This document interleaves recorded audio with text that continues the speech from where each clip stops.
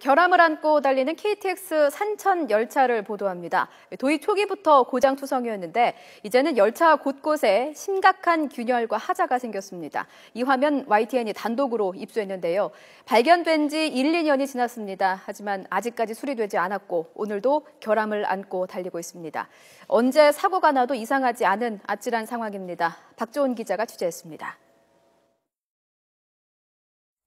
지난 2012년 달리던 무궁화호에서 객차가 분리되는 아찔한 사고가 있었습니다. 차체와 차체를 연결하는 부위에 문제가 생긴 사고였습니다.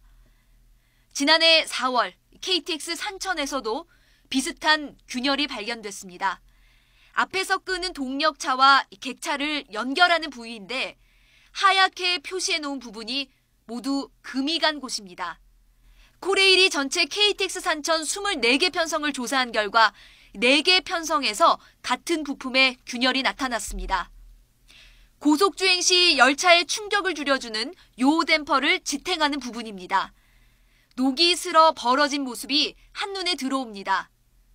이 균열 현상은 무려 12개 편성, 전체 KTX 산천 열차의 절반에서 동일하게 나타났습니다.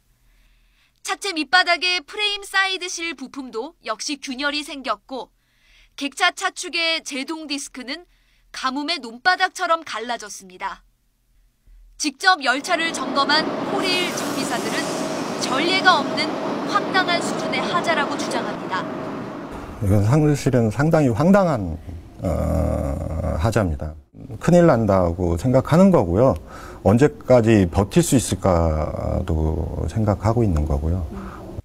코레일도 지난해 12월 특별점검에서 9가지 주요 하자를 발견하고 신속 조치를 계획했지만 속도는 너무 더딥니다. 이상이 생긴 이 모든 열차는 이곳 고양에 있는 차량기지로 들어와서 이 점검과 수리를 받게 됩니다. 하지만 KTX 산천의 9가지 중대 하자 가운데 지금까지 수리가 완료된 건은 단 한 건도 없습니다.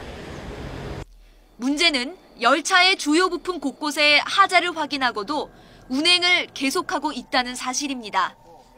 코레일 측은 차량 제작사 측의 미온적 태도와 기술력 부족으로 조치에 시간이 걸린다고 책임을 떠넘기면서도 자체 정밀 검사 결과 주행이나 안전에는 문제가 없다는 입장입니다.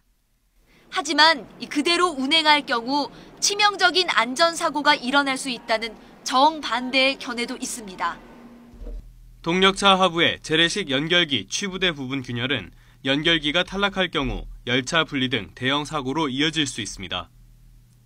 균열이 발생한 부위는 충격을 완화해주는 스프링이나 댐퍼를 지지하는 곳인데 고속주행 중 스프링이나 댐퍼가 탈락해 사고가 생길 수 있습니다.